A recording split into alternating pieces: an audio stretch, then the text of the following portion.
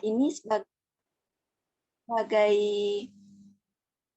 sebagai pertahanan utama bagi mereka dari serangan-serangan musuh yang datang dari koloni, sehingga para pemuda tidak mudah untuk terserang maupun tidak mudah untuk dijatuhkan oleh koloni-koloni dengan bersembunyi di antara ruas-ruas yang ada di Jembatan Merah ini.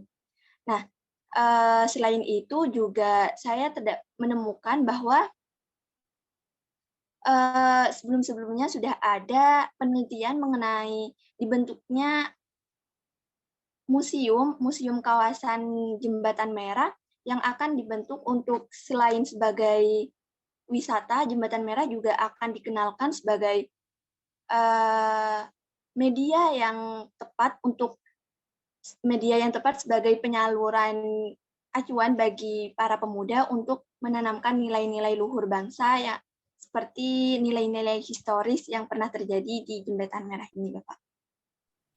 Oke, maksud saya kan kamu sedang cerita tentang karakter kan. Kementerian Pendidikan kan dia punya 18 model karakter. Nah, itu gimana kamu mengaitkan 18 karakter itu dengan Jembatan Merah? Itu yang menurut saya itu saya kira sesuatu yang penting untuk kamu highlight lebih dalam. Tapi oke lah, belum oke lah saja catatan saya Mbak Aisyah. Jadi nanti bisa dikembangkan bagaimana mengembangkan Jembatan Merah itu dalam dimensi-dimensi karakter yang lain. 18 karakter yang ada di kementerian itu. Terima kasih. Saya kembalikan ke Mbak Moderator.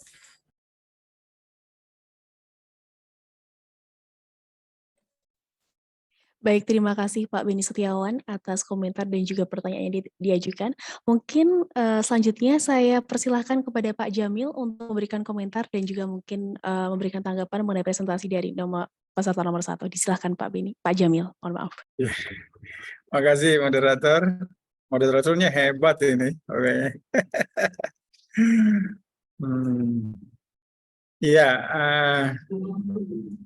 Yang pertama, ucapkan terima kasih ya kepada organizing committee yang telah memberikan kesempatan kepada saya untuk menjadi salah satu juri nasional ya di event nasional ini. Kepada Aisyah Febrianti dari Indonesia, ya ini menarik gagasannya ya terkait dengan Jembatan Merah. Jembatan Merah ini sudah dikenal banyak oleh generasi kita ya, tentang peristiwa-peristiwa yang ada di Surabaya. Tadi juga sudah diungkap terkait dengan hubungannya dengan serangan umum peristiwa sebelum November ya tadi ya, Aisyah. Betul, Bapak. Ada satu pertanyaan sebetulnya menggelitik saya. Karena Anda adalah generasi di Surabaya atau Jawa Timur, Inggris itu tidak pernah mengakui bahwa Jenderal Malabi itu dibunuh oleh area-area Surabaya. Ya, benar kan? Betul, Bapak. Berdasarkan proceeding yang sudah dosen saya, Pak Wisnu, sama Pak Sumarno, sama Bu Septi, bahwa mengenai kematian tewasnya dari Brigadir Jenderal Malabi sendiri belum diketahui siapa yang melakukan penembakan tersebut, tetapi terduganya masih pemuda-pemuda arek-arek Surabaya gitu, Bapak. Ya, itu ada bambu runcing di situ. Jadi ditengarai bahwa Jenderal Malabi itu dibunuh dengan bambu runcing, tapi di Eropa bahkan Inggris tidak pernah mengakui itu ya. Bahwa tidak ingin kalau kematiannya itu karena dibunuh oleh area Surabaya, tapi meninggal karena penyakit. Nah ini saya kira kita sebagai generasi penerus ini harus terus kira-kira dengan hal seperti itu apa yang Anda lakukan harusnya terkait juga dengan tulisan Anda. Mohon maaf Bapak, bisa diulangi tadi. Ya, kalau dalam pelurusan sejarah Artinya kan kita akan membuka itu bahwa seperti apa misteri kematian malam. Kalau di Inggris tidak diakui. Mereka hanya mengatakan bahwa itu karena mati sakit atau seperti apa, Aisyah? Hmm, menurut saya seperti yang telah sumber-sumber yang sudah saya baca, itu seharusnya terdapat penelitian yang lebih dalam lagi mengenai kematian dari Brigadir Jenderal Malabi, karena yang saya temukan dari foto-foto berdasarkan sumber KITLV, terdapat mobil Brigadir Jenderal Malabi, terdapat apa ya, kayak pas tembakan meriam itu terhadap mobil yang ditumpangi oleh Jenderal Malabi saat menunggu hasil.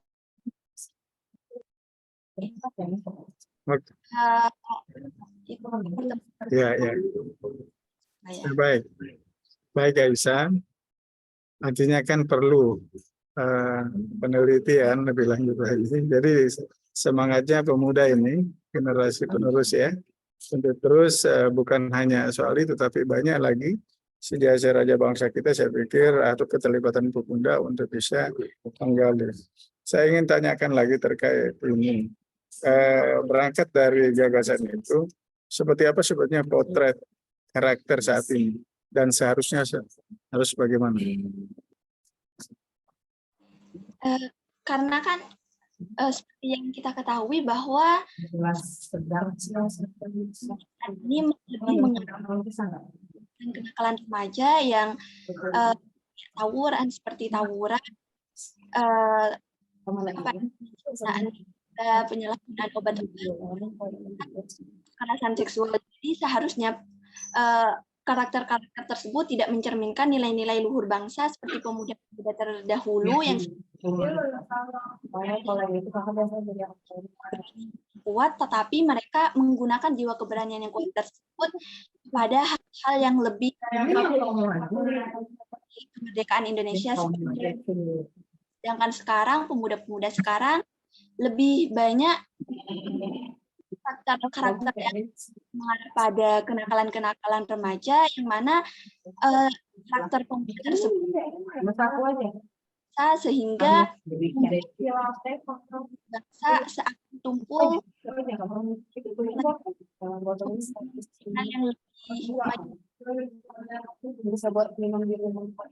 Aisyah, satu lagi. Jadi sesuai dengan gagasan ini, Jembatan Merah sebagai suatu peristiwa ataupun juga sebagai monumental atau kisah, apa maknanya bagi generasi berikut ini? Makna Jembatan Merah bagi generasi warna merahnya Jembatan Merah seharusnya itu bisa menjadi alarm bagi generasi muda, terutama arek-arek Surabaya yang tinggalnya bertempat tinggal dan berdomisili di Surabaya, yang sudah semestinya pasti kayak melewati ataupun melihat Jembatan Merah tersebut, sehingga dalam diri mereka bisa timbullah suatu keinginan untuk meneruskan generasi penerus yang baik, yang baik, Mbak Aisyah Febrianti, Pak Jamil, dan juga Dewa Juri kalian. Waktu sudah habis, karena kita terbatas dalam waktu 10 menit. Mohon maaf sebelumnya, karena terbatas waktu kita. Terima kasih Mbak Aisyah Febrianti. Mungkin setelah ini bisa meninggalkan breakout room, kembali ke main room terlebih dahulu untuk menunggu arah selanjutnya. Terima kasih Mbak Aisyah. Terima kasih Kak. Baik.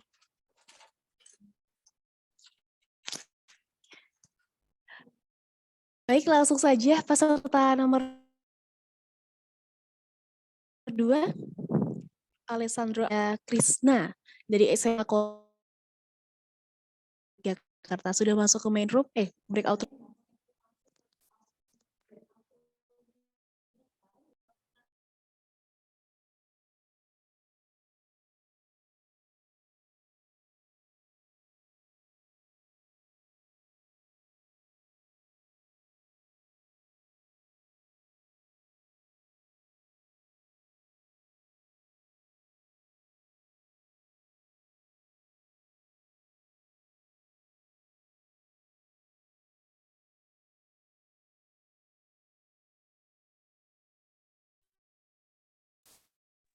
Selamat datang Mas Alessandro Austin Arya. Bisa konfirmasi dulu suaranya biar tahu Halo, orangnya. selamat pagi. Oke. Mungkin langsung saja sih tanya jawabnya tanpa berlama-lama lagi. Kita Bu Helen karena belum kesempatan untuk memberikan komentar di peserta sebelumnya. Silakan Bu Helen. Baik, terima kasih untuk moderator.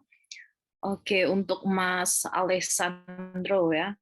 Alessandro tadi membahas tentang membentuk sikap rela berkorban di generasi muda dengan meneladani HB9, betul ya, 9 melalui media sosial media ya.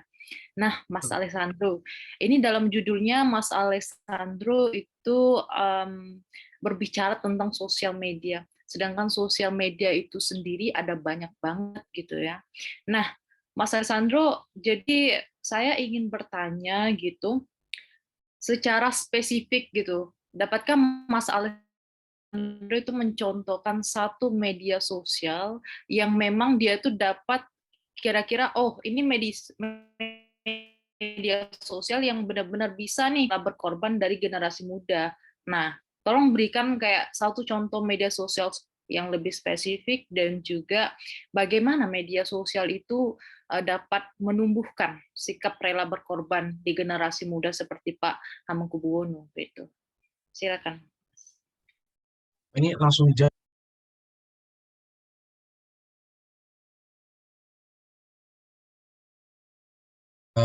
Baik, sendiri untuk berkorban itu menurut saya paling baik adalah menggunakan media YouTube, karena dengan media YouTube sendiri dijelaskan dengan baik tentunya oleh yang pembuat videonya itu. Dia menjelaskan tentang sejarah bagaimana Hamengkubuwono IX itu naik tahta atau menjadi bagian dari politik Indonesia dan pengorbanannya untuk merelakan Yogyakarta berdiri di belakang kepemimpinan Soekarno-Hatta. Dari situ mungkin memang belum bisa untuk membentuk sikap rela berkorban, tetapi yang paling pentingnya adalah menurut saya video di YouTube ini yang diupload ke YouTube sudah bisa membuat penontonnya, khususnya generasi muda, tertarik dengan sejarah seorang Sultan Hamengkubuwono IX.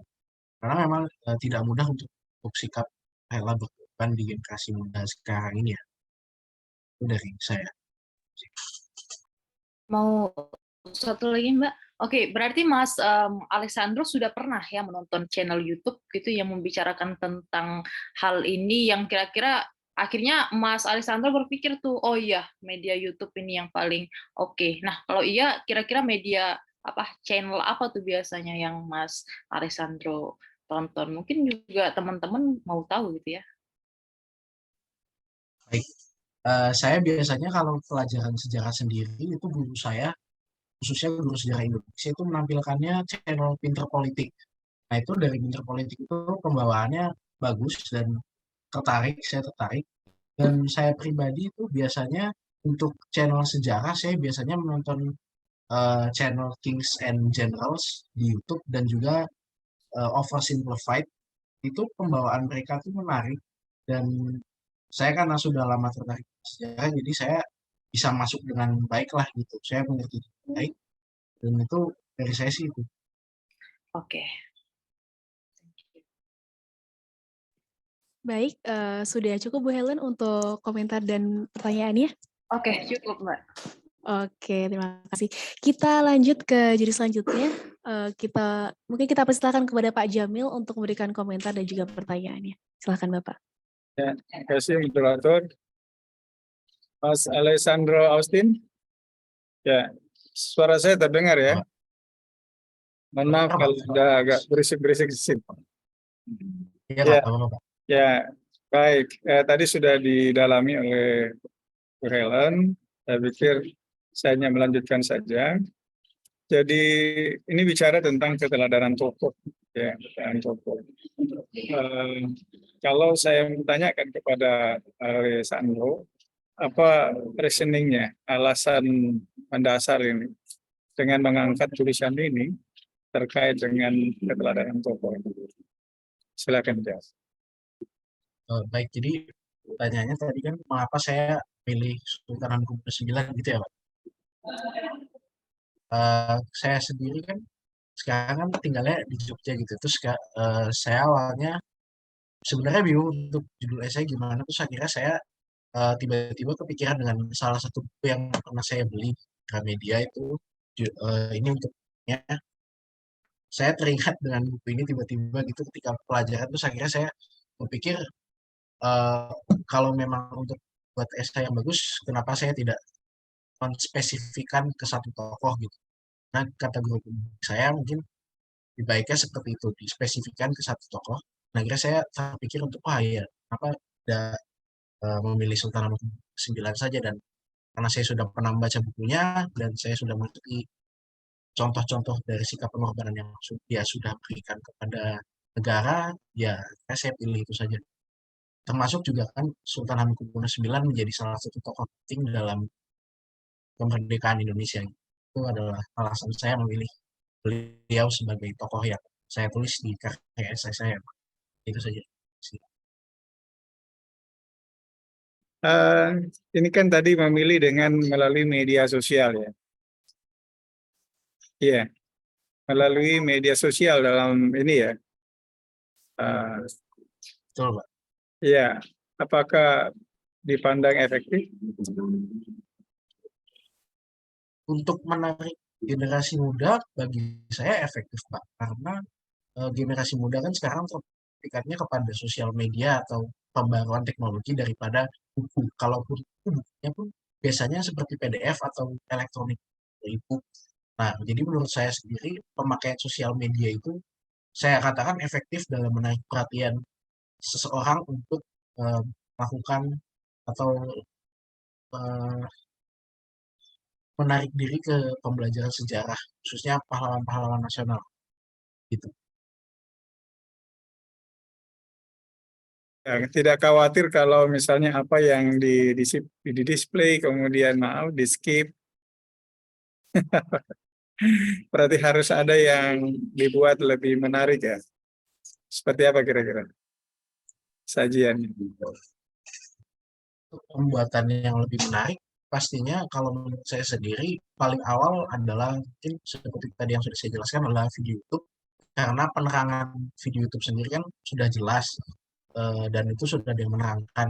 Bentuknya adalah video dan audio. Sedangkan kalau misalnya poster, infografik, atau meme itu, menurut saya pemakaiannya bisa diterapkan ketika seseorang sudah mengerti tentang hal tersebut, tentang sejarah itu sendiri. Karena apa? Karena itu bentuknya kan biasanya teks atau gambar saja, bukan ada penjelasan secara audio, Oke, penjelasan baik. secara Satu lagi. Kalau menurut Alessandro, ini memang perlu ada gerakan ya untuk meneladani tokoh bangsa untuk generasi muda. ya, Pak. Ini harus menjadi gerakan ya, bukan himbauan lagi. Iya, jadi gerakan. Oke, ya silakan. Cukup saya kira. Oke, dari Pak Jamil sudah cukup. Mungkin kita bisa langsung lanjut ke Pak Beni. Silakan Pak Beni. Masih ada waktunya ya? 2 menit, Pak. Oke. Mas Austin dengar suara saya ya? Agak kecil tapi masih bisa terdengar, Pak. Oke. Saya melanjutkan dari pertanyaannya Pak Jamil. Sebagai sebuah gerakan di media sosial, kira-kira kalau kamu akan menginisiasi pengenalan HB9 itu, kira-kira kamu akan mulai dari sisi yang sebelah mana, Mas, dalam keteladanan itu? Baik, ini saya jawab ya, Pak. Untuk pertama-tama saya akan membahas tentang eh, bagaimana dia bisa naik ke tahta setelah Sultan Hamengkubuwono ke-8 itu meninggal.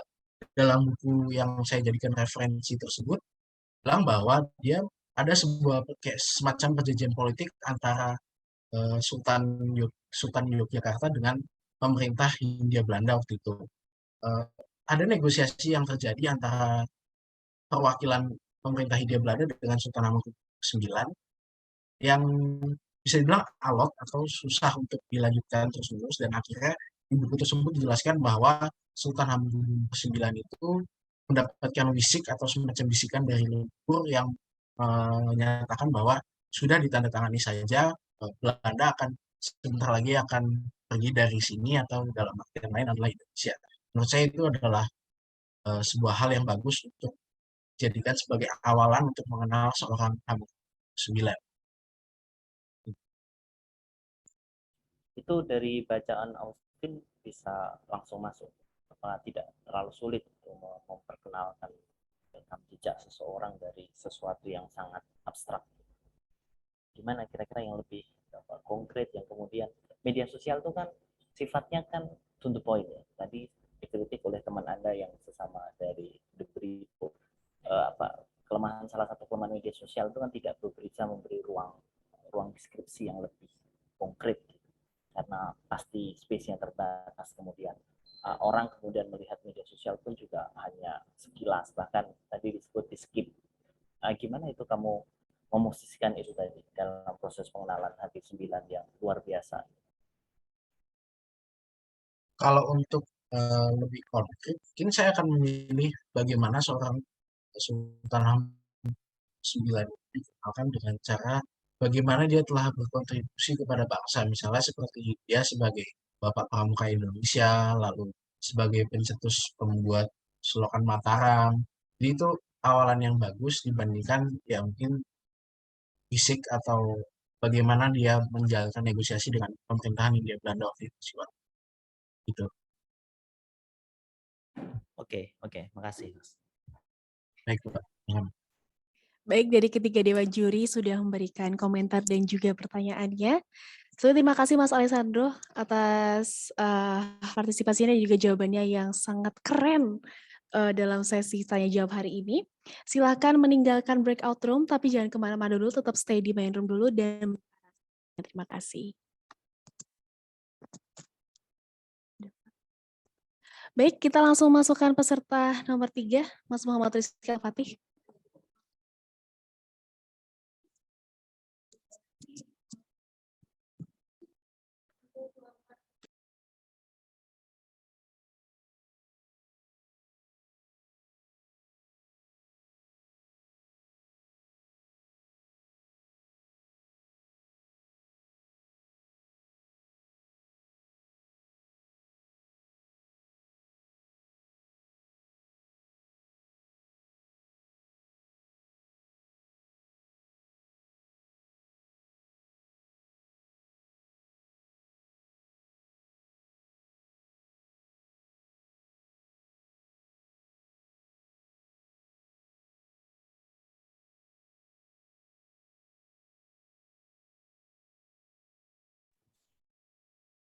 Suara saya terdengar? Oke.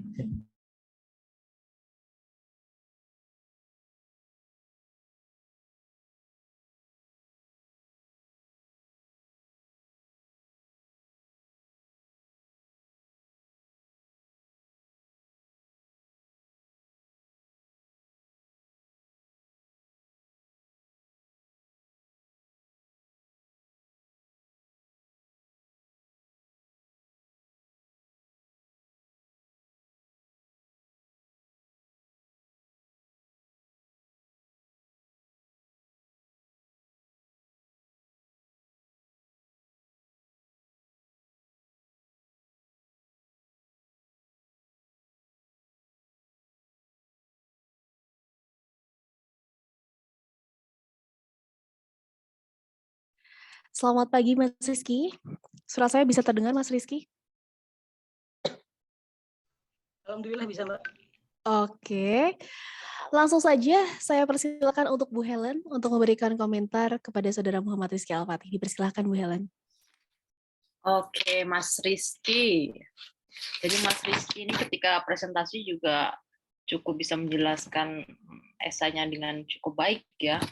Nah, Mas Rizky, jadi pembahasan esai Mas Rizky ini juga cukup menarik ya. Dan harapan saya sih Mas Rizky bukan hanya sebagai pemain games itu, tapi harapannya sebagai pengembang gitu dari games itu. Karena kita sangat membutuhkan pemuda-pemudi yang dapat mengembangkan aplikasi untuk pembelajaran sejarah yang lebih menarik, agar sejarah nggak dibilang sama murid-murid bosen lagi gitu belajarnya, ya kan?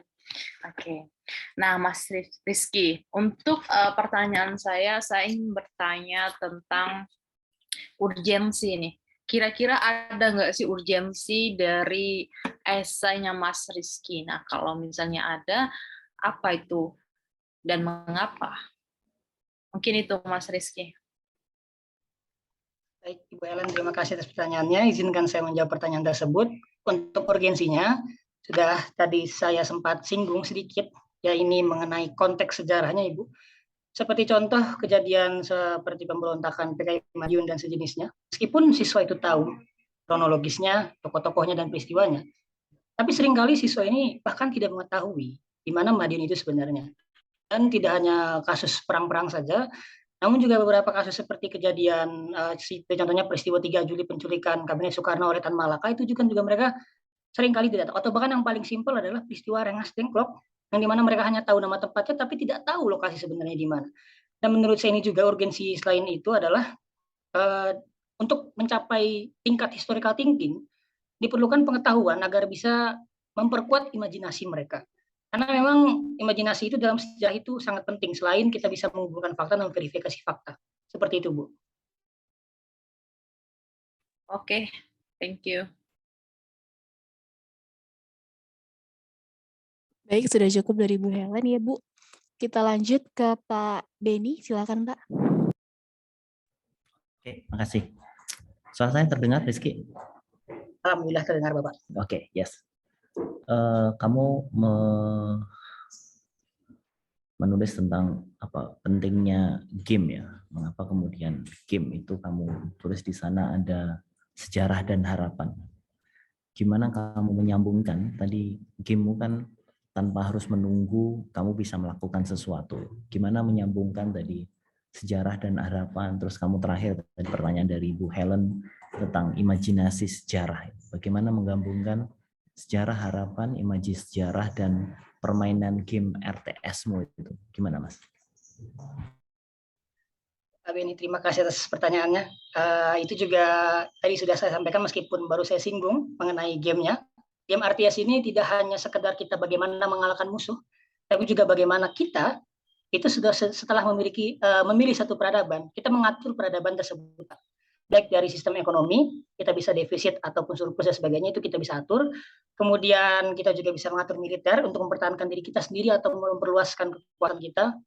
Kemudian yang terakhir itu politik seperti kestabilan negara kita dan sebagainya. Jadi dalam konteks tadi, kita bisa merasakan bagaimana jika posisi kita itu sebagai pemimpin negara atau misalkan kita melihat bagaimana peradaban pada saat suatu periode tersebut itu bisa terjadi. Dan juga meskipun di sini kita diberikan kebebasan, tapi di dalam game-game yang tadi saya jelaskan itu seperti contohnya ada Europa Universalis tadi, Pak, itu ada beberapa misi. Jika kita memilih satu negara tertentu, kita akan dapat misi. Seperti contoh jika kita memilih negara Prancis, ada misi yang namanya Bring Back Burgundy. Burgundy itu di Eropa itu memang diklaim oleh Prancis sebagai satu wilayahnya, kesatuannya. Dan dari sini meskipun sebenarnya pemain tidak tahu ini konteksnya apa misi ini, tapi saat tiba-tiba mereka belajar di sekolah atau di mana, mereka jadi bisa dibilang relate gitu dengan apa yang disampaikan oleh guru. Jadi meskipun pada permainan ini kita tidak berniat belajar, tapi kita jadi tahu akan sesuatu. Begitu, Pak. Jadi saat kita dijelaskan oleh guru, kita sudah ibaratnya mengetahui dasar-dasarnya. Jadi esensi dari permainan di RTS ini adalah bukan sekali lagi adalah menambah historical knowledge, bukan historical thinking. Jadi sebelum kita masuk ke bagian kritisnya, kita sudah mengetahui minimal seperti tadi hal-hal geospasialnya, kemudian misi-misi satu negaranya, dan beberapa tokoh-tokoh dari game-game tersebut. Jadi itu bisa menambah imajinasi mereka, Pak. Juga tadi game RTS memberikan kita ruang untuk berinteraksi dengan substansi pembelajaran. Jadi kita juga bisa diberikan keleluasaan untuk memilih jalan mana yang mau kita tentukan di satu peradaban yang kita pilih. Seperti itu, Pak.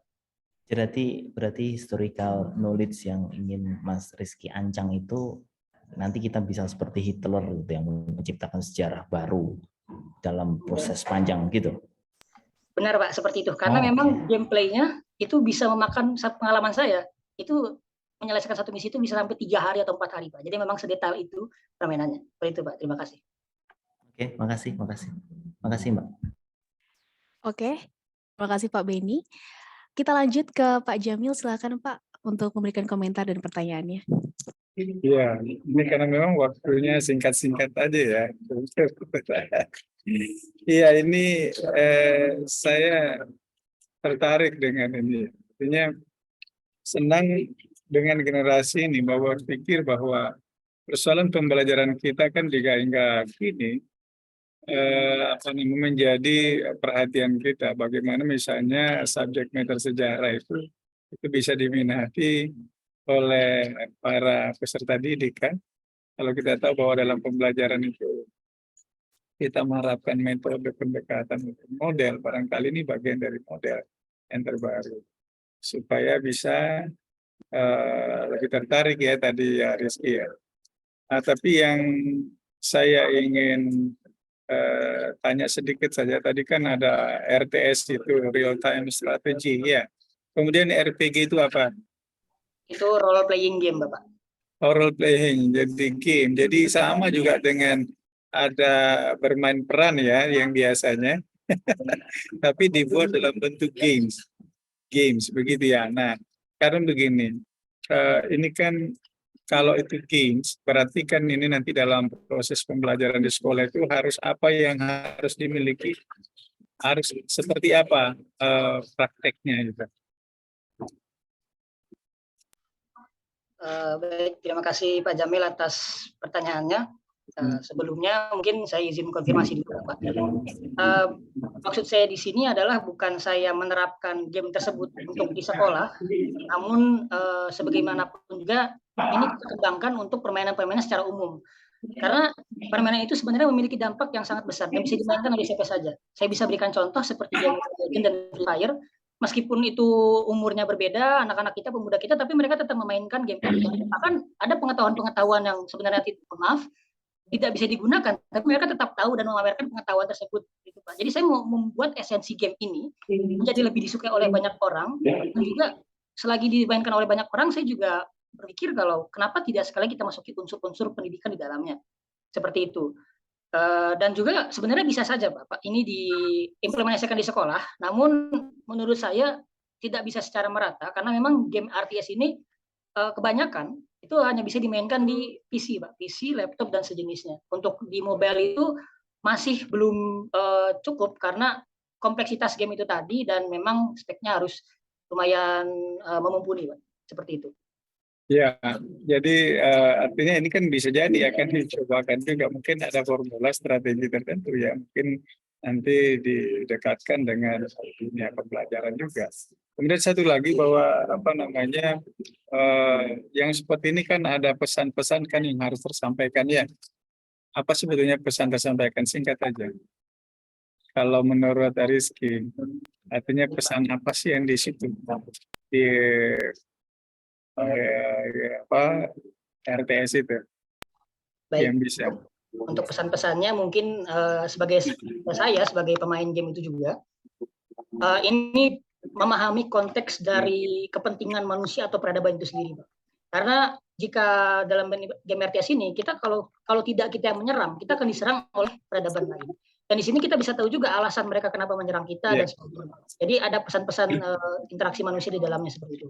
Ya, jadi harapan saya di situ ada tetap pesan moral ada pesan nasionalisme ada, ya pesan konten apa gitu yang mungkin terkait dengan pembelajaran dan juga kalau untuk kesenangan pasti kan ada hal.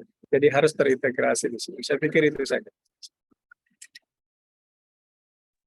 Baik, terima kasih Dewan Juri, Helen, Pak Beni, dan juga Pak Jamil atas komentar dan juga pertanyaannya.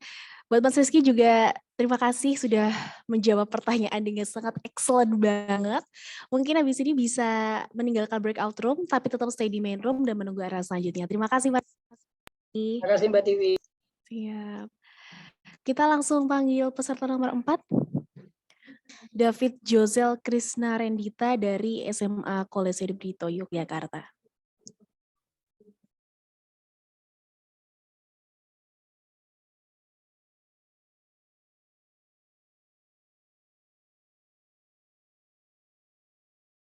Halo Mas David, suara saya bisa terdengar Mas David?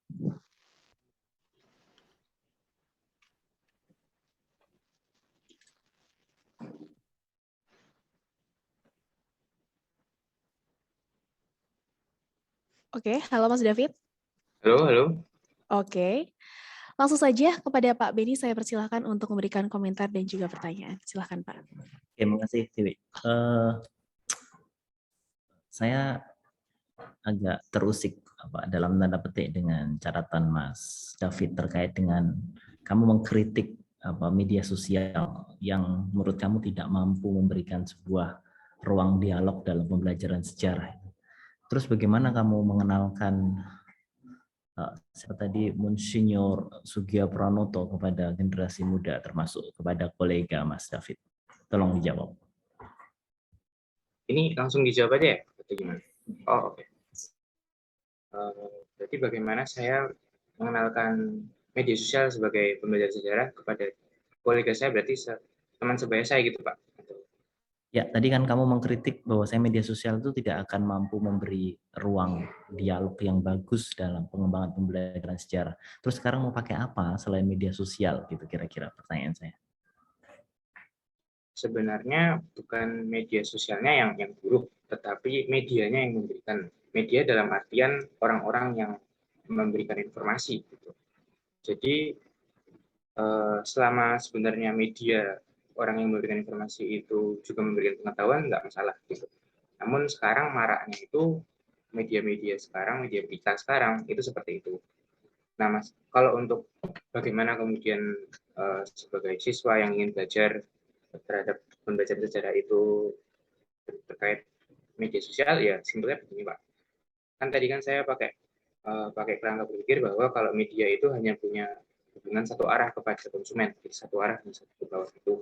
Nah, tetapi juga skeptisisme itu berarti konsumennya bisa yang ke medianya, nggak harus melulu medianya yang ke konsumen. Jadi gimana caranya ya melalui pengenalan akan pengetahuan, ya ini kita harus kritis melalui empat tahap yang sudah saya bicarakan tadi. Yang pertama, harus memiliki pengetahuan akan apa itu yang harus ingin dicapai, informasi apa yang dicapai, kemudian pengakuan terhadap informasi tersebut, pemahaman apa atau pemaknaan apa, kemudian mematuhi pemaknaan tersebut. Gitu sih, Pak. Terus relevansi dengan Monsinyur Sugio Pranoto-nya di mana itu? Relevansinya itu sebenarnya saya hanya mengambil model berpikirnya bagaimana, yaitu menyikapi bagaimana ia harus berjuang pada saat itu. Pada saat itu kan mengenai kemerdekaan ya, bagaimana mencapai kemerdekaan dan sebagainya. Nah, pada saat itu kan dia berdialog dengan, tadi ada wali kota Semarang, ada wali kota Salatiga dan sebagainya. Kemudian dia di depan publik khalayak itu kan dia ngomong. Jadi penekanannya ada pada bagaimana ia ngomong gitu, Pak. Oke, makasih Mas David. Baik, terima kasih Pak Beni. Kita langsung ke Pak Jamil, silakan Pak Jamil. Ya, terima kasih Mas David. Ya,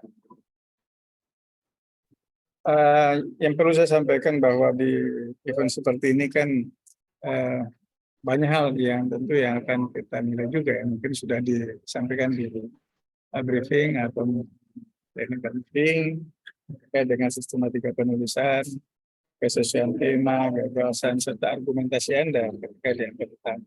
Saya pikir harus dipahami juga nanti itu. Kemudian saya ingin tanya dulu terkait dengan realitas buruk seperti Anda tulis, realitas buruk media sosial. Seperti apa yang Anda maksudkan dalam tulisan ini? Nah, realitas buruk yang saya maksud itu bahwa media sosial itu tidak memberikan kesempatan bagi konsumen, bagi para netizen itu untuk berpikir secara utuh, Pak. Tetapi malah berpikir secara instan. Seperti saya katakan tadi, informasi itu kayaknya seperti searah, seperti absolut gitu. Konsumen tidak bisa kemudian mengkritisi apa sih informasi yang disampaikan sebenarnya, kemudian pemaknaan seperti apa, itu nggak bisa, karena ya bilang A, ya tetap A gitu kalau di media gitu sih, Pak. Ya, terus apa yang dalam tulisan ini, apa yang menjadi tawaran penting? Tawaran pentingnya ya skeptisisme itu sendiri, Pak. Bagaimana kemudian konsumen itu sebenarnya bisa mengkritisi informasi yang satu arah. Jadi tidak hanya satu arah, tetapi dua arah. Di mana skeptisisme itu mengedepankan terkait, ini loh saya punya kehendak bebas untuk memilih, oh ternyata saya bisa mengkritisi, saya tidak hanya bisa kemudian selalu setuju terhadap informasi yang diberikan, karena kalau yang satu arah itu kan artinya saya tidak bisa tidak setuju, tapi saya harus kemudian ya udah informasi itu ya informasi itu, tetapi kemudian mengkritisi bahwa oh ada informasi yang lain dan sebagainya gitu. Oke, baik, cukup. Baik, terima kasih Pak Jamil. Kita lanjut ke Bu Helen. Silakan Bu Helen. Oke, terima kasih Mbak Moderator. Oke, Mas David ya. Mas David, sebetulnya esai Mas David itu menarik banget ya tentang pemikiran skeptis.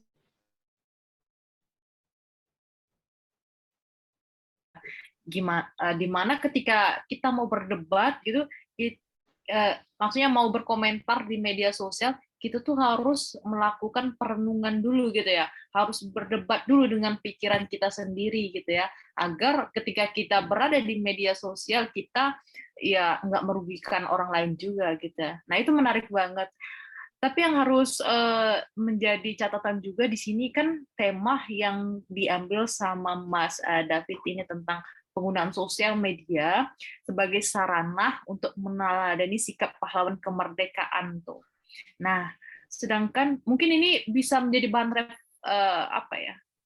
masukan juga. Mungkin Mas David untuk selanjutnya ketika ikut esai bisa memilih satu media gitu. Kenapa satu media sosial? Karena kalau kita meneliti satu media sosial, itu kita akan lebih mudah untuk menganalisis dan mengukur gitu. Oh, kalau menggunakan Instagram kayak gini, kayak gitu kan. Misalnya kalau menggunakan YouTube, oh ternyata kayak gini. Jadi kayak lebih mudah untuk memetakannya. Tapi kalau media sosial tuh banyak banget dan kita kesulitan untuk mengeneralisir sikap skeptisisme orang tentang seluruh media sosial itu, ya kan. Nah, kemudian untuk pertanyaannya, menurut Mas David sendiri nih, apa sih hal menarik dari esainya Mas David ini? Menurut saya sendiri, menurut saya sendiri itu yang menarik bahwa saya menawarkan sebuah solusi atas pemikiran insan yang kemudian diberikan oleh media sosial itu. Dan juga yang lebih menarik kalau menurut saya itu bahwa ini menjadi sebuah nilai hidup saya ingin memperjuangkan hal ini. Artinya saya tidak hanya kemudian menulis esai, tetapi juga saya dengan teman-teman saya selalu mengingatkan dan sebagainya. Jadi ini tulisan atas realitas hidup saya pribadi gitu loh. Tidak hanya esai sebatas menang, tapi saya juga ingin memperjuangkan skeptisisme yang sudah saya angkat di sini. Oke, untuk saya pribadi udah berhasil tuh kata-kata kamu. Pokoknya saya bakal inget kayak berdebat dalam pikiran dulu sendiri, baru nanti berkomentar. Thank you tuh untuk esai kamu ya. Ya Bu, terima kasih. Baik, terima kasih Bu Helen untuk komentar dan juga pertanyaannya. Terima kasih Dewan Juri dan juga terima kasih Mas David sudah melakukan sesi tanya jawab dengan sangat baik. Bisa meninggalkan breakout room di main room dan menunggu arahan selanjutnya. Terima kasih Mas David. Terima kasih ya semuanya. Ya. Langsung kita masukkan peserta nomor 5, Mbak Risma Oktaviana.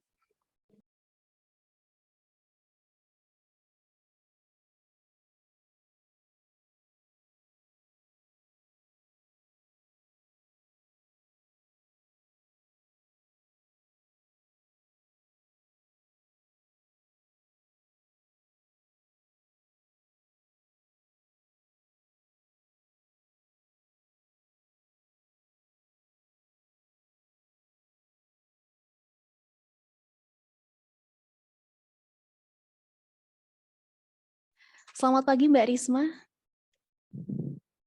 Ya, selamat pagi Mbak Moderator. Baik, langsung saja kita persilahkan kepada Bapak Jamil untuk memberikan komentar dan juga pertanyaan. Silakan Bapak.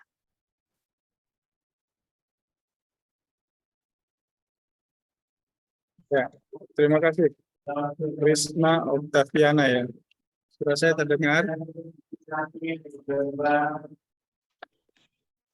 Ya, mengangkat terkait dengan komunitas sejarah Cilacap Historik.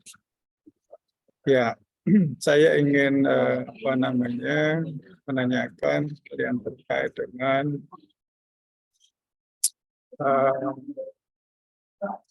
statement di situ terkait dengan pemerintah daerah belum secara atau belum maksimal dalam rangka mengalokasikan anggarannya terkait dengan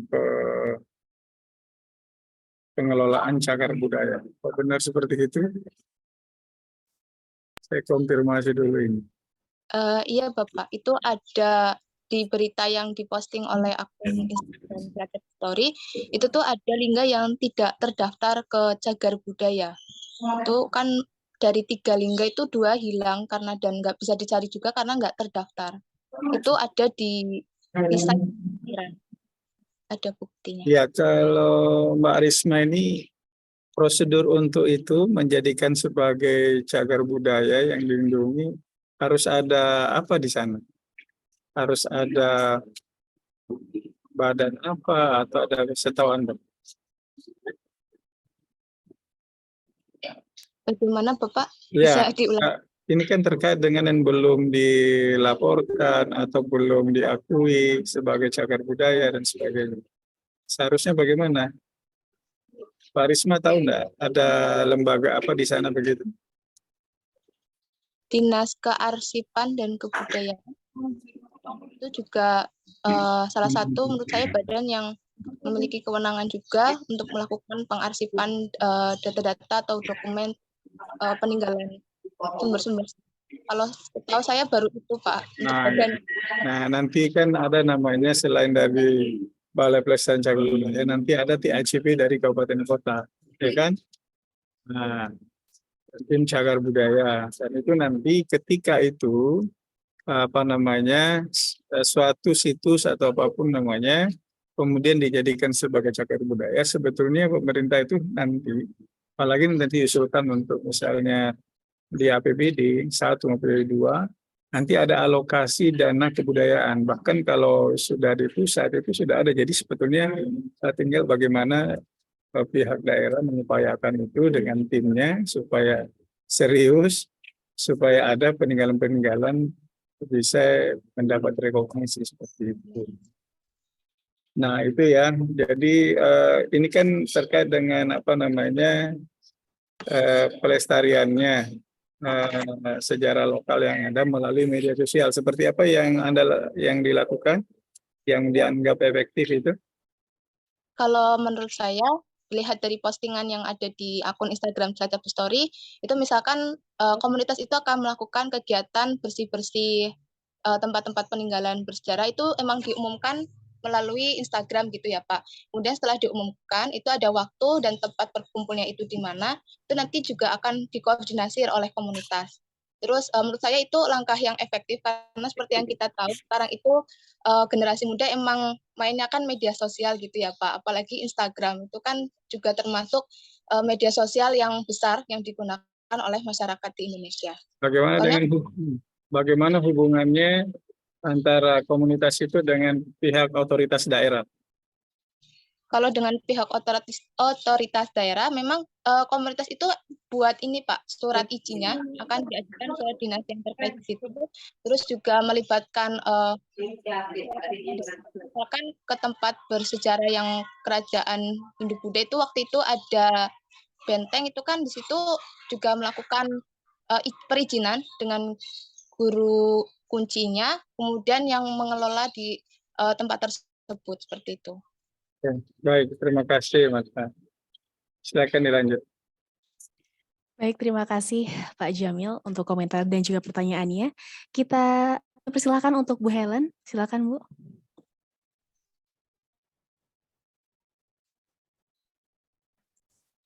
Mohon maaf Bu, sepertinya masih mic-nya belum dihidupkan.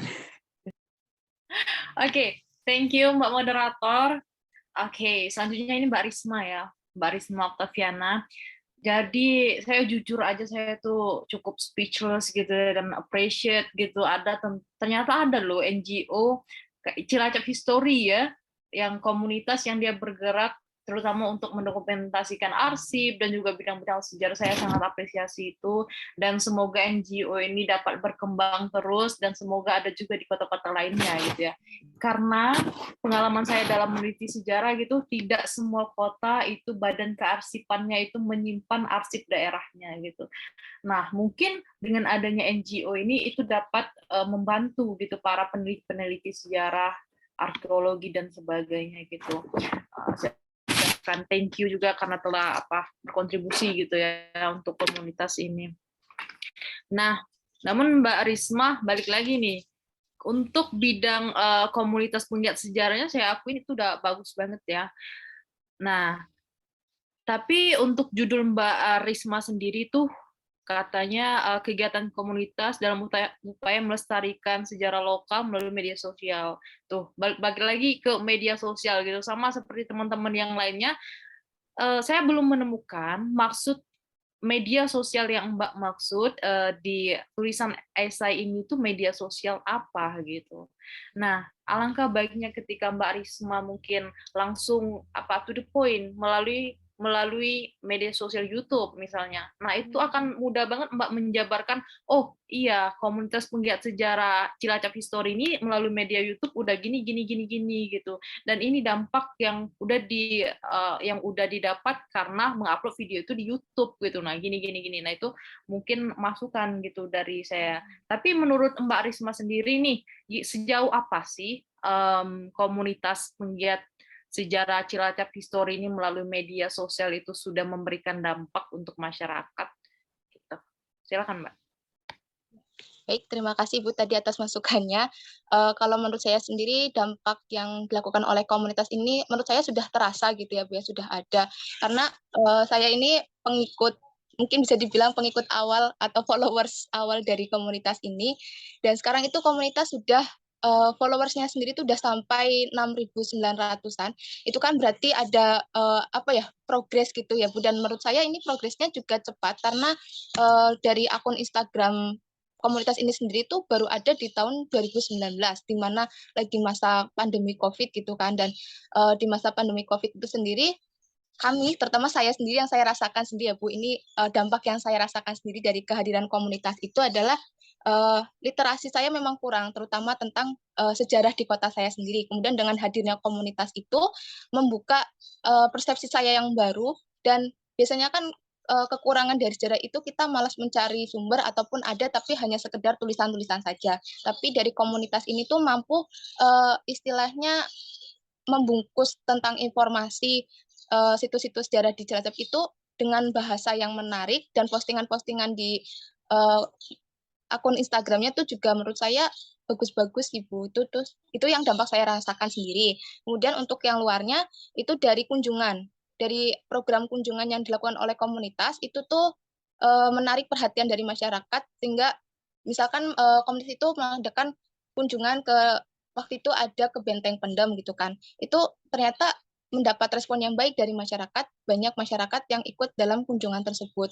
Kemudian ada juga melakukan kolaborasi dengan salah satu komunitas sejarah juga, tapi cakupannya itu lebih luas lagi, karena itu satu Banyumas, itu mengadakan bedah buku juga. Karena kan beberapa anggota dari komunitas itu kan ada buat buku ya Bu, itu tuh buku tersebut dibedah secara bersama-sama. Ada acara seperti itu. Oke, baik. Terima kasih Mbak Risma. Mungkin kalau saya tangkap, ini media sosialnya lebih ke Instagram gitu ya. Oke, thank you. Baik.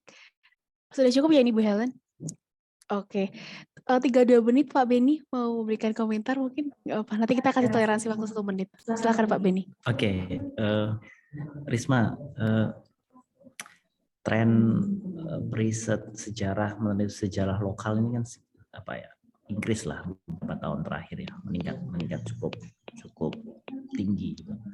Nah, kalau kamu sendiri sebagai orang Tegal, gitu ya, kamu orang mana aslinya? Dari Cilacap, Bapak. Cilacap, kamu orang Cilacap gitu, yang komunitas Ngapakers itu. Gimana kamu melihat dalam sejarah lokal hari ini komunitas Ngapakers itu? Saya kira itu penting untuk melihat bagaimana kamu nulis kalau saya tadi tidak salah ada kebanggaan ya, harus bangga terhadap wilayah gitu ya, betul ya, di narasi kamu kan itu. Nah, seberapa bangga sekarang Ngapakers itu dengan budaya baik, terima Ngapak sini? Izin menjawab nih Bapak. Kalau dari saya sendiri, munculnya komunitas ini tuh membawa perubahan sih Pak dalam sejarah lokal Cilacap, karena saya sebagai mahasiswa pendidikan sejarah juga, saya waktu itu tertarik memang untuk terutama pada saat ada mata kuliah sejarah lokal, sebenarnya ingin mengangkat lokalitas yang ada di Cilacap seperti itu. Namun memang saya sebagai masih mahasiswa itu mencari sumber-sumber sejarah itu memang masih sulit gitu Pak. Literasi seperti skripsi dan lain sebagainya itu juga masih sulit, terutama di zaman-zaman kerajaan seperti itu. Padahal seperti yang kita tahu, Cilacap itu sendiri kan terkenal dua pengaruh dari budaya Jawa dan juga budaya Sunda. Itu sebenarnya menarik untuk kita dalami lebih tentang kesejarahannya, namun memang data-datanya itu masih sulit karena kesadaran masyarakat sendiri itu masih rendah gitu. Jadi dengan munculnya komunitas ini, menurut saya satu kebanggaan karena akhirnya Cilacap punya komunitas sejarah seperti itu, Pak. Terima kasih. Oke, makasih. Oke, baik. Pas banget, waktunya juga habis. Terima kasih Dewa Juri untuk komentar dan juga pertanyaannya. Terima kasih Mbak Risma dan atas jawabannya yang luar biasa. Bisa meninggalkan breakout room dan stay di main room untuk menunggu arah selanjutnya. Terima kasih. Kita langsung panggil peserta selanjutnya. Ada Febriani Intan Wijayanti dari SMA Taruna Nusantara. Diinformasikan Dewan Juri karena peserta nomor 6, Resti Aulia yang dari Mantiga Klaten terkendala sinyal. Kita taruh di urutan paling terakhir begitu.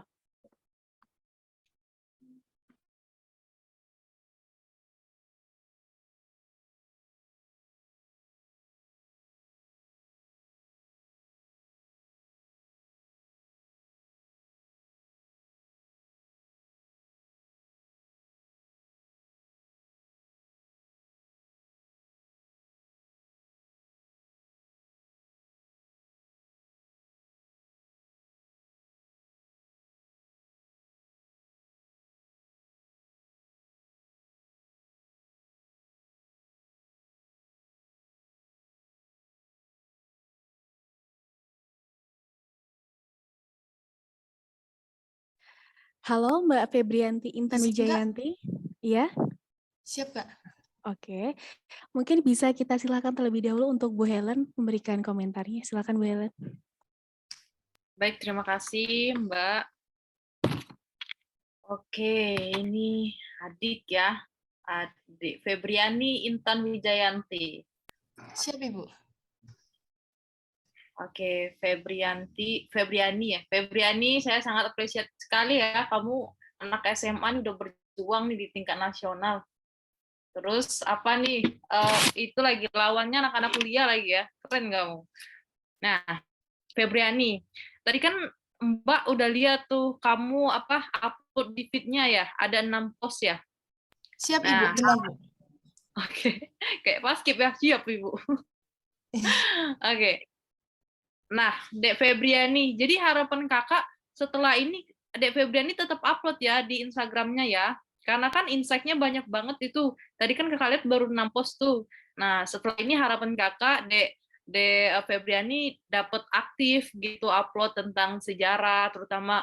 Jadi mungkin nih Dek Febriani ini bisa jadi pelopor nih untuk teman-teman lainnya untuk cinta tuh dengan sejarah melalui media Instagram, karena postingan Dek Febriani ternyata tuh menarik gitu tentang sejarah gitu. Nah, terus apa ya yang pengen kakak tanya, awalnya kenapa sih kamu pilih Instagram? Izin, Ibu, izin menjawab. Sebelumnya terima kasih atas pertanyaannya. Sebenarnya kenapa saya mau milih media Instagram ini karena pertama banyak sekali teman-teman saya yang di sekolah dan di luar sekolah pastinya itu menggunakan Instagram, Bu. Karena Instagram ini kan sangat efektif, Bu. Kayak seperti posting foto juga bisa, mencari informasi dari akun sosial yang sudah terverifikasi, kemudian mencari model-model dari artis atau yang terfavorit kan juga bisa, Bu. Nah, tapi itu banyak sekali seperti info-infonya itu kurang tersalurkan, Bu. Seperti tentara pelajar ini, Bu. Sebenarnya saya pun sendiri tidak tahu, Bu, sejarah tentara pelajar itu. Padahal saya dulu SMP sekolah di SMP Negeri 2 Magelang yang itu jalannya jalan tentara pelajar, Bu. Nah, tapi saya pun tidak tahu kenapa ada sejarah apa sih dengan tentara pelajar ini. Nah, di SMA ini itu setelah saya melihat ada esai dari Gelora History ini, saya jadi coba deh mau mengulas lebih lanjut tentang tentara pelajar gitu. Seperti itu, Ibu. Oke, berarti intinya Dek Febriani udah bisa memilih media mana yang paling menarik minat dari teman-teman Dek Febriani, yaitu sesuatu hal yang sudah cukup menarik. Dek Febriani bareng sama guru pembimbingnya? Izin, guru pembimbing saya baru mengawas MSI LKIP, Bu. Oh, oke, berarti ini bersama guru pembimbing. Oke, salam untuk guru pembimbingnya ya. Siap, Ibu. Baik, kita lanjut ke juri selanjutnya. Silahkan Pak Beni untuk memberikan komentar dan juga pertanyaan. Oke, makasih Dewi. Febianti, saya senang sebenarnya karya tulismu. Kamu ingin mengungkap peran Instagram dalam pengenalan tentara pelajar, tapi sayang di isimu tidak banyak mengungkap arti penting dan siapa tadi tokoh yang kamu angkat di tulisan kamu, Mbak, namanya? Izin Bapak, tokohnya Ibu Siti Fatimah Sudibyo, Pak. Nah, itu gimana itu sebenarnya? Siapa dia? Izin Pak, jadi Ibu Siti Fatimah Sudibyo ini adalah tokoh tentara pelajar, Pak. Jadi saat wawancara ini, siapa dia? Izin Pak, saat wawancara ini Ibu Siti Fatimah itu terinspirasi untuk jadi latar belakang dia ikut tentara pelajar ini karena pada saat dia lahir, jadi beliau lahir ini di Surabaya. Dia ini adalah tetangga dari Bung Karno, Pak. Izin Bung Tomo, Pak. Nah, dari Bung Tomo ini kemudian dia pun yang dia pernah menjadi saksi perobekan bendera di Hotel Yamato. Jadi dari situlah muncul sepertinya saya harus ikut berjuang. Jadi dari situ mulai ada rasa nasionalisme, patriotisme terhadap Indonesia, Pak. Dari mulai situ dia ini karena keinginannya untuk memperjuangkan Indonesia, ikut berjuang untuk Indonesia juga, beliau ikut di tentara pelajar Surabaya, Pak. Namun saat itu TP Surabaya tidak memperbolehkan dia masuk karena usianya belum bisa masuk, Pak. Masih di bawah umur. Kemudian ketika itu dia pindah bersama orang tuanya karena situasi Surabaya yang tidak aman ke Muntilan, Pak. Kemudian di sana dia bergabung di TP Muntilan. Selanjutnya dia melakukan perjuangannya itu di daerah Sawangan, melawan penjajah Belanda juga. Kemudian akhirnya di situ dia bisa melawan penjajah dengan senjata pistol, Pak. Jadi dari situ dia ini disebut sebagai pahlawan veteran. Kamu ketemu dengan beliau? Siap bertemu, Bapak. Terus ketika kamu bertemu dengan beliau, apa yang kemudian, ini kan aspek sejarah yang saya pahami, kemudian nilai perjuangan apa yang kamu kemudian ingin tawarkan melalui Instagram yang kamu jadikan media untuk pengenalan kepada generasi selevel, Mbak Febi? Siap, terima kasih Pak. Izin Pak, jadi dari wawancara ini, saya itu menemukan bahwa Ibu Siti Fatimah Sudibyo ini sangat gigih, Pak, dalam perjuangannya, dalam semangatnya. Kemudian dia tetap kekeh mau ikut tentara pelajar, memperjuangkan kemerdekaan bangsa Indonesia. walaupun dalam usianya yang masih sangat-sangat muda, Pak. Kemudian dengan kondisi kemerdekaan yang seperti izin Pak, dengan kondisi masih penjajahan seperti itu pun dia tetap mementingkan belajarnya, Pak. Jadi tidak memilih salah satu, Pak. Jadi karena hal tersebut yang ingin saya inspirasikan kepada generasi milenial itu adalah pada zaman dahulu saja itu sudah terbentuk keinginan belajar, semangat belajarnya. Mengapa saat ini kita itu harus malas belajar, Pak? Padahal melihat dengan pahlawan-pahlawan itu sangat semangat untuk belajar, semangat untuk berjuang, dan harusnya saat ini kita harus semangat belajar juga untuk mempertahankan kemerdekaan, Pak. Nah, itu yang harusnya muncul di statement-statement di makalah kamu, Mbak, di esai kamu. Itu menurut saya yang penting itu. Bagaimana kemudian dari kamu belajar dari Ibu Tentara Pelajar itu, kemudian kamu meng-highlight sebuah kalimat yang tadi kamu sebut, hai millennials, kalau dulu saja dengan keterbatasan seseorang kemudian dia tetap sangat belajar, kenapa kemudian dengan formulasi atau dengan potensi yang luar biasa hari ini kamu malah malas belajar? Itu saya kira yang perlu kamu highlight di tulisan kamu dan kamu harus sampaikan itu melalui jejaring media sosial kamu. Itu catatan saya. Semoga bermanfaat, Mbak Feby. Siap, terima kasih Bapak. Baik, kita langsung saja ke Pak Jamil. Silakan Pak Jamil. Iya, Febriani Intan, luar biasa ya. Nah, SMA ini kayaknya sekolah keperajaan ini ya. Selalu siap. Iya, bagus ini, senang kita dengar. Nah, terkait dengan ini kan terkait dengan inspirasi semangat belajar. Bisa nggak dibedakan? Kalau misalnya masa lalu bangsa kita terkait dengan spirit kebangsaannya. Kalau misalnya dibandingkan dengan sekarang, seperti apa? Kalau dulu itu seharusnya seperti apa dan sekarang seperti apa? Siap Bapak, terima kasih atas pertanyaannya. Izin Pak, jadi pada zaman dahulu pun menurut dari tokoh inspiratif yang saya contohkan ini, beliau pun dalam kondisi yang Indonesia yang sulit, dalam masa penjajahan yang sangat krusial, dan tentunya di situ banyak faktor-faktor yang membuat pastinya kalau beliau itu malas, pastinya mungkin saat ini dia tidak bisa berbagi cerita tentang ini kepada generasi milenial, Pak.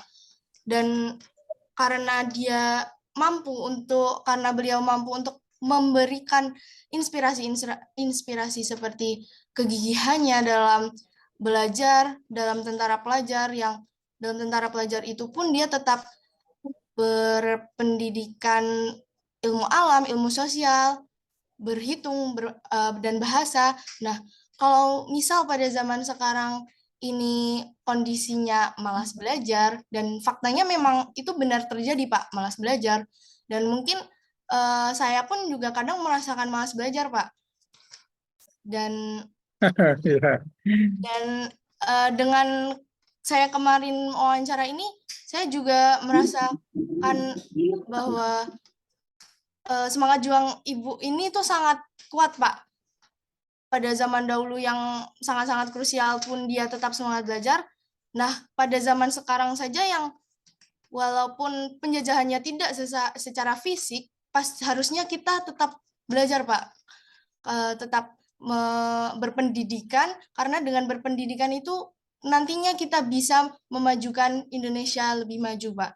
Ya baik, jadi kalau dulu semangatnya seperti apa, semangat kebangsaan kita, nah sekarang juga harus sama, tetapi dengan model atau pola yang lain. Jadi kita harus semangat belajar kan gitu ya, karena itu juga bagian dari sikap nasionalisme kita. Kita tidak mau, tidak ingin bangsa kita terbelakang gitu ya. Kita ya kan terbelakang. Jadi saat ini kan sudah menjadi tantangan yang dihadapi, misalnya tantangan global, no borderless. Jadi sekarang kita harus siap apapun itu dengan kemajuan komunikasi dan transportasi dan sebagainya bisa menjadi tantangan bagi bangsa kita. Oleh karena itu semangat fighting spirit bagi generasi kita supaya bisa menjadikan generasi yang berkarakter tentunya tetap dengan semangat patriotisnya, rela berkorbannya, berani dan harus apa namanya ya, lewat itu tadi menjadi inspirator bagi generasi depannya. Saya pikir itu aja dari saya. Baik, terima kasih Pak Jamil dan juga Dewan Juri yang lain atas komentar dan oh ya silakan Bu Helen. Ya, nambah sedikit aja Mbak. Iya, jadi saya tadi lupa itu saran saya untuk Dek Febrianti. Jadi untuk nama pahlawan tadi kan ada satu orang pahlawan tuh yang apa namanya diwawancara secara khusus. Nah mungkin itu yang dapat dijadikan menjadi judul gitu. Jadi kan bukan hanya tentara pelajar aja, jadi judulnya lebih spesifik. Oh ini pahlawan yang kamu jadikan contoh gitu. Siap Ibu. Siap, terima kasih Bu. Baik, terima kasih Dewan Juri. Terima kasih juga Mbak Febriani. Selamat sudah bisa menjawab pertanyaannya. Dan silakan kembali ke breakout room, ke main room maksudnya. Silakan meninggalkan breakout room, kembali ke main room dan menunggu arahan selanjutnya. Terima kasih. Siap, terima kasih Kak. Baik, kita ke peserta selanjutnya. Ada Mbak Roro Wilis dari Universitas Negeri Yogyakarta.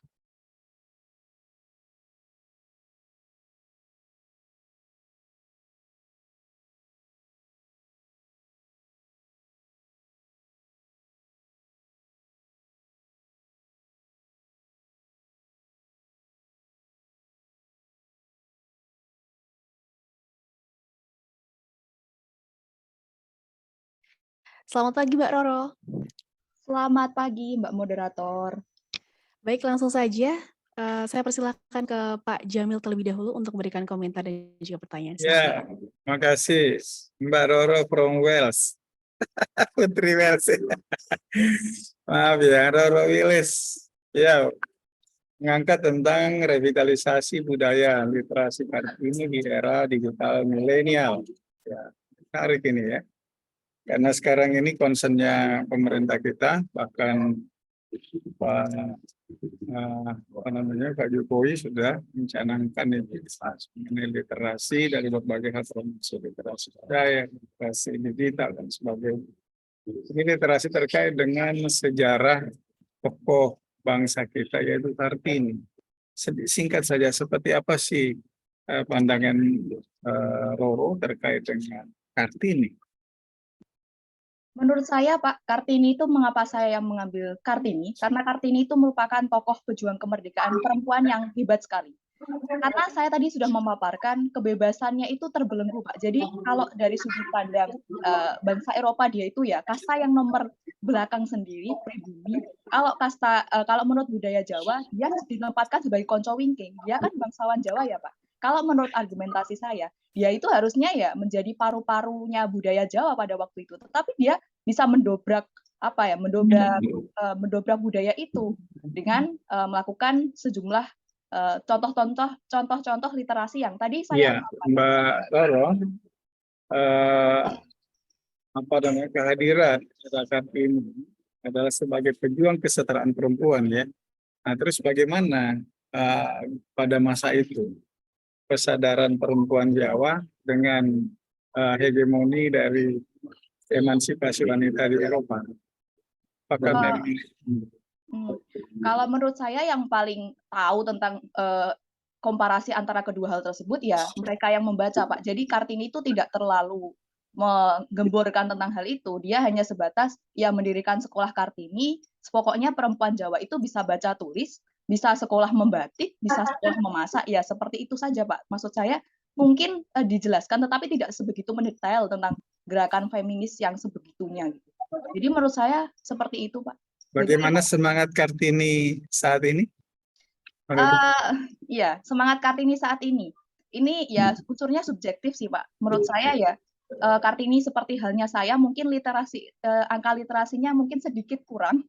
Karena saya kalau misalkan membaca membaca suatu konten itu ya lihatnya cuma trending topik. Jadi trending topiknya apa, saya bahas ya, saya ikut kadang-kadang menghashtag itu gitu.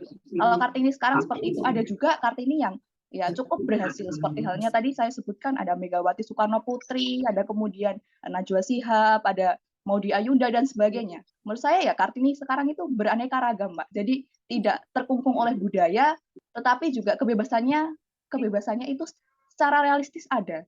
Tapi ya tinggal bagaimana kita kan seperti itu, Pak. Oke, baik, cukup. Baik, terima kasih Pak Jamil. Kita lanjut ke Pak Beni. Silakan Pak Beni. Oke, Roro, Kartini itu kan bangsawan ya. Ya ini saya agak skeptis kenapa Kartini menjadi pionir dalam gerakan perempuan Indonesia, karena ya posisi dia bangsawan. Seandainya dia tidak bangsawan, saya kira juga sejarah tidak akan mencatatnya gitu. Kira-kira begitulah, itu skeptis saya. Anda boleh sepakat, boleh tidak. Tapi yang ingin saya tanyakan dalam pengembangan ide gagasan itu, kira-kira kamu tadi juga sebut Mega. Mbak Mega itu nggak bisa lepas dari Soekarno. Jadi dia terkerek namanya itu ya karena Bung Karno. Puan saja sekarang saya cucu Soekarno loh. Ada nggak kira-kira? Ini kan sejarah ya. Ya kita boleh mengkritisi, kita boleh melihat aspek-aspek yang lain. Menurut kamu ada nggak misalnya tokoh-tokoh yang kamu sebut tadi pejuang literasi itu, yang dari non bangsawan, yang dia bisa berbicara banyak dalam konteks-konteks yang hebat itu. Kalau Kartini ngomong sejarah apa literasi ya, bapaknya bangsawan, dia bisa beli buku, bisa mengakses orang Belanda dan lain sebagainya. Ada nggak misalnya Kartini hari ini yang kamu engagement yang kemudian itu dia dari kelompok kalau bahasanya Clifford Geertz sebagai abangan lah kira-kira begitu. Ada nggak kira-kira begitu, Pak? Kalau sekiranya kalau Kartini hari ini itu dari kelompok abangan banyak sekali, Pak. Kalau menurut saya dari sudut pandang mahasiswa prestasi juga banyak bidik misi yang dia itu menularkan literasinya tidak kalah hebat seperti halnya Kartini, bahkan lebih sulit daripada Kartini. Karena kalau Kartini itu kan concernnya jelas, Pak, kesetaraan gender. Tapi kalau mahasiswa berprestasi atau bidik misi, itu kebetulan juga saya, itu ya topiknya itu lebih luas daripada Kartini. Jadi mereka jelas abangan, tetapi dia bisa menaikkan harkat derajatnya sendiri dengan cara ya mereka berliterasi. Kuncinya kalau menurut saya adalah literasi, Pak. Kenapa historiografi itu mencatat Kartini? Saya setuju dengan Bapak juga.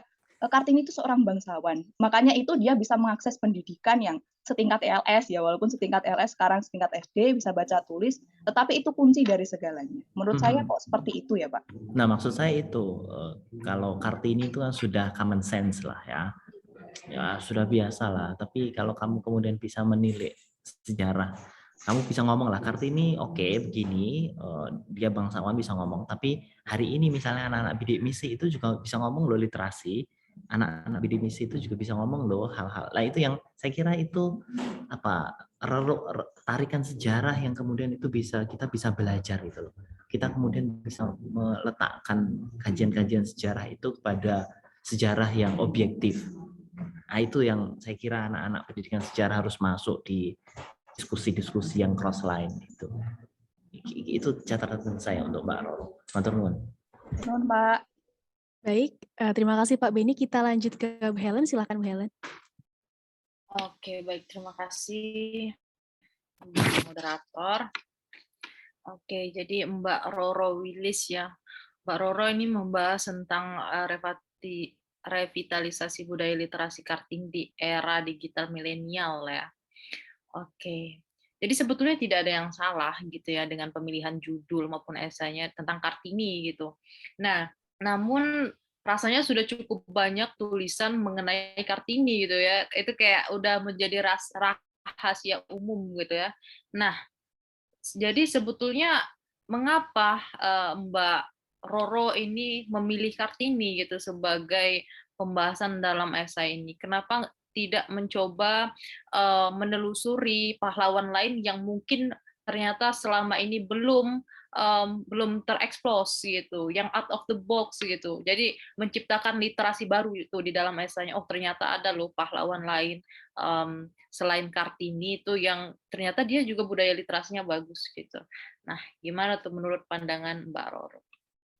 Oke, terima kasih atas pertanyaannya, Bu. setiap tanggal 21 April saya sangat ingat sekali. Kita merayakan Kartini itu lekat sekali dengan kebaya, konde, dan sedikit sekali tentang literasi. Jadi yang pertama itu. Poin saya, Kartini itu tidak jarang sekali disoroti kalau dia itu pandai berliterasi. Intinya ada budaya literasi tersendiri. Terus yang kedua, sebenarnya saya setuju dengan Ibu. Banyak sekali tokoh-tokoh yang sekiranya ya belum diketahui oleh umum. Kartini itu sudah marak sekali lah untuk dibicarakan.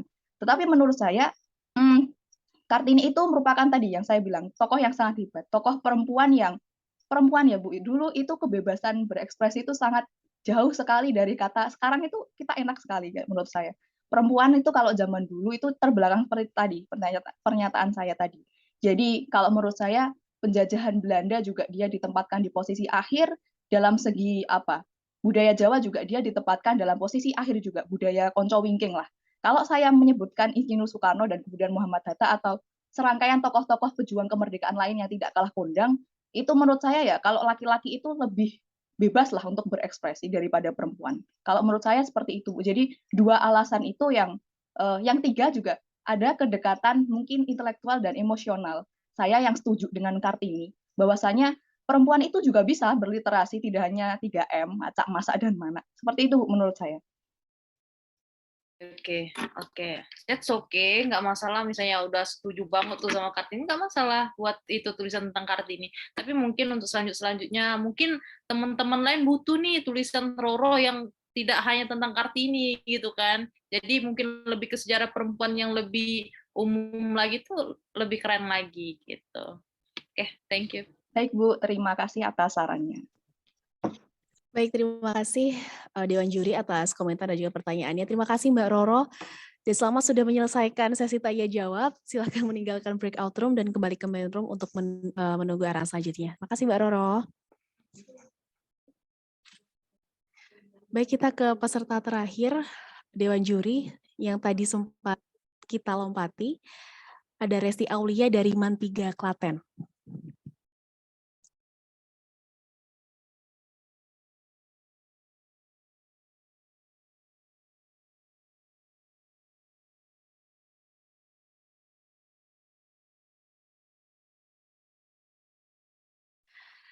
Halo, Mbak Resti Aulia.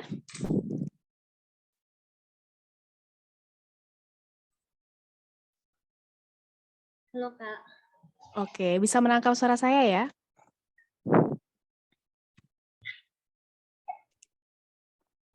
Oke, baik. Mungkin langsung saja saya persilakan ke Bu Helen untuk memberikan komentar dan juga pertanyaan. Oke, Mbak Resti ya. Sebentar, saya cari dulu. Oke, Dek Lesti nih. Lesti apa Resti nih? Salah ya. Resti. Wah, ini ya yang ketika presentasi tuh kayak orasi ya. Saya sampai terdiam gitu ya. Terdiam dan juga speechless. Keren nih. Dia udah pandai kali orasi masih SMA gitu ya. Dan juga tulisan esainya juga menarik gitu ya, tentang refleksi perjanjian Giyanti sebagai sarana memperkuat kerukunan supporter PSIM dengan Persis Solo. Wah, ini betul-betul ini ya, dengan kasus kemarin seperti yang dibilang sama Mbak moderator gitu. Nah, Dek Resti, kok bisa sih Dek Resti kepikiran gitu untuk menulis refleksi perjanjian Giyanti gitu sebagai ini menarik banget nih untuk memperkuat kerukunan tuh supporter. Suka berantem ya supporter ya, Dek ya? Ya, supporter sekarang suka berantem dan ternyata Dek Resti nih out of the box juga nih. Oh, kita bisa belajar dari perjanjian Giyanti biar nggak berantem-berantem terus gitu ya. Nah, coba Dek Giyanti jadi kan. Resti coba tuh kan. Kenapa bisa kepikiran menulis tentang refleksi perjanjian? Terima kasih Bu atas pertanyaannya, mohon izin menjawab. Karena saya tertarik dengan judul itu, agar semua supporter itu paham bahwa nyawa manusia lebih berharga daripada sepak bola. Jangan sampai mengungkit masalah sejarah, padahal sejarah sebagai guru kehidupan kita. Demikian atas jawaban saya, Bu. Siap, singkat, padat, jelas gitu ya. Ini guru ininya ada, datang. Guru pembimbing. Iya. Oke, salam untuk guru pembimbingnya ya. Oke, Ya. sekian.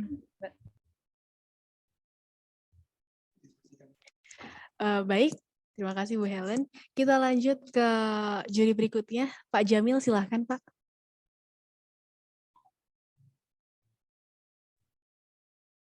Iya, sama saya dengan Bu Helen, dengan siswa kita ini Rasti Aulia. Ya, tertarik dengan ini ya, mengkaitkan dengan perjanjian Giyanti dengan kerukunan sepak bola ini. Supporter. Wah, jangan-jangan ini memang supporter juga ini. Ada nggak di sekolahnya ini, di MAN? Iya, banyak. Karena kalau di Samarinda itu supporternya sepak bola Samarinda juga ada itu klub-klubnya anak-anak itu anak sekolah gitu. Setiap sore kalau sudah main saya lihat mereka rame-rame juga itu. Nah ya menarik ini ya karena kita berharap bahwa di dunia sepak bola olahraga pada umumnya esensinya adalah apa sih yang sebetulnya esensial dalam dunia keolahragaan kita apa sih? Terima kasih Bapak atas pertanyaannya. Mohon izin menjawab.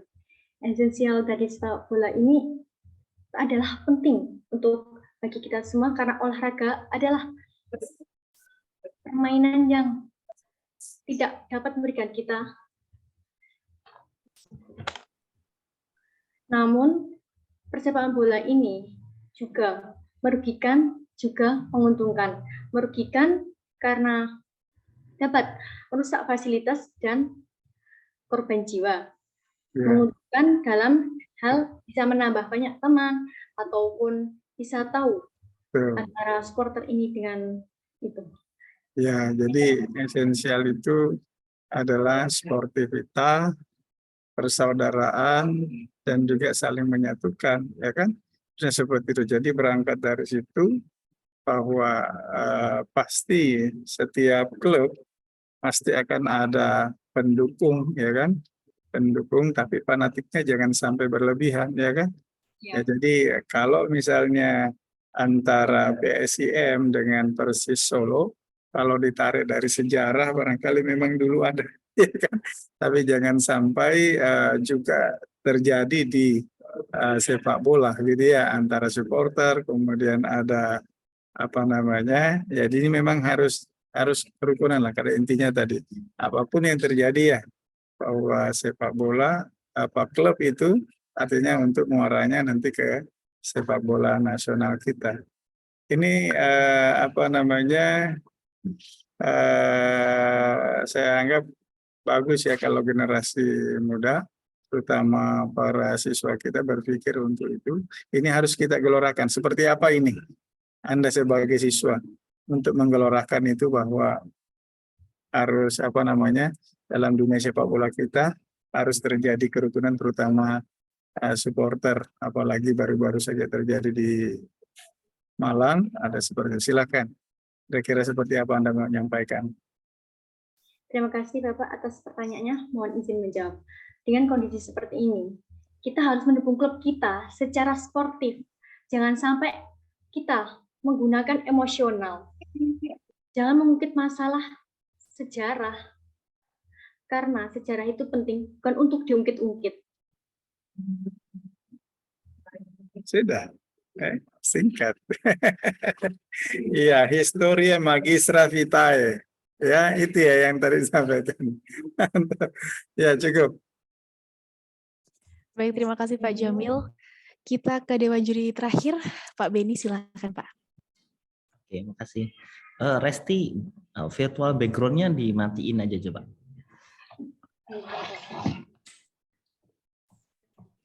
Karena gambarmu di saya hilang. Jadi kalian hilang nggak? Iya. Oke. Coba virtual background-nya dimatikan biar secerah Mbak Tiwi gitu ya. Nah, ini penting ini. Bisa dimatikan virtual background-nya. Wah, ini kalau saya lihat kamu takut saya. Oke, nah ini jelas. Oke, makasih Resti. Yang pertama, saya harus komentar. Presentasimu bagus banget, aksentuasimu oke. Ya, kamu mungkin sudah belajar ya apa mempresentasikan ini dengan sebaik. Saya kira kamu best presenter yang menurut penilaian saya, tapi nanti kita lihat penilaian dari Pak Jamil dan Bu Helen ya. Secara aksentuasi dan apa idenya urut, kamu bisa mempresentasikan itu dengan sangat baik. Itu satu hal. Dan yang kedua, saya komentar anak-anak SMA sekarang hebat-hebat ya. Saya kok kadang ngiri itu. Dulu saya nggak bisa seperti Mbak Resti tadi, ada si David, ada si luar biasa anak-anak. Jadi saya tidak khawatir, masa depan bangsa ini luar biasa saya kira, terutama kajian-kajian sejarah kita luar biasa. Tapi saya harus memberi catatan, saya harus memberi kritik untuk isi Mbak Resti. Yang pertama, bidikan untuk melihat perjanjian Giyanti pas. Ya, saya sepakat. Perjanjian Giyanti itu apa? Kekuatan Jogja Solo. Tapi ketika kemudian itu di breakdown, kamu turunkan itu ke rivalitas Sambernyowo, Persis Solo dan apa Mataram PSIM, itu kok titik temunya belum ada ya. Apa kamu belum bisa mendiskusikan itu bagaimana tadi kamu sampaikan wis kebien. Nah, wis kebien itu kan tugas tanggung jawabnya mahasiswa sejarah kita semua untuk menteorisasi atau mengurutkan itu. Wis kebien itu urut-urutannya dari mana itu kan sejarah ya. Jangan kemudian wis kebien tuh kamu tempel ke, ya boleh sih perjanjian Giyanti, tapi itu tidak kamu bisa memaknainya di struktur-struktur yang mana kemudian perjanjian Giyanti itu menjadikan sepak bola PSIM dan Persis Solo itu berantem. Nah, itu yang menurut saya maka SISEMU belum bisa nyambung ke itu, tapi memang itu riset yang harus serius ya. Saya kira Mbak Tiwi dan kawan-kawan pun akan susah tuh di mana di titik temunya. Tapi setidaknya ide kamu sudah ada Mbak Resti. Bahwasannya ada loh sejarah yang kemudian bagi sebagian pakar menjadi titik persinggungan Jogja Solo yang nggak ketemu. Kasunanan Surakarta dan Kesultanan Yogyakarta yang kemudian sampai hari ini tidak ketemu, yang itu merembes ke supporter bola. Yang kedua, saya harus apresiasi ide kamu melihat supporter bola itu juga menarik. Yang kalau kamu berhasil menemukan titik-titik sejarah itu, kamu akan banyak temuan gitu. Ya saya kira itu nanti akan tulis saja di skripsimu Mbak. Kamu besok ambil saja pendidikan sejarah, ilmu sejarah dimanapun yang kamu suka gitu. Dan kamu angkat skripsi itu. Mungkin saya nanti ke Pak Jamil boleh, ke Bu Helen boleh, atau ke siapapun. Saya kira itu riset yang menarik itu. Sehingga orang akan melihat sejarah sepak bola hari ini itu bukan, atau sejarah persatuan sepak bola hari ini tuh bukan hanya sejarah hari ini loh, tapi dulu itu sudah ada. Ya walaupun saya juga tidak tahu bagaimana menyambungkan titik-titik itu ya, karena bukan core ilmu saya, tapi setidaknya dalam kajian teoritik yang panjang itu saya kira itu bisa ditemukan. Jadi tapi saya salut lah sama anak, apalagi kamu anak man, luar biasa. Biasanya orang menganggap anak man tuh iso ngopo, tapi ternyata public speakingmu luar biasa, aksentuasimu luar biasa, dan kamu punya ide yang genuine menurut saya. Idemu genuine. Itu saja komentar untuk saya, dari saya untuk Mbak Resti. Matur nuwun. Kembali Mbak Tiwi. Terima kasih Dewan Juri atas komentar dan juga tanggapannya. Dari peserta kita Mbak Resti Aulia. Selamat Mbak Resti Aulia sudah menempuh sesi ini. Silahkan meninggalkan breakout room dan kembali ke main room untuk menunggu arahan selanjutnya. Terima kasih.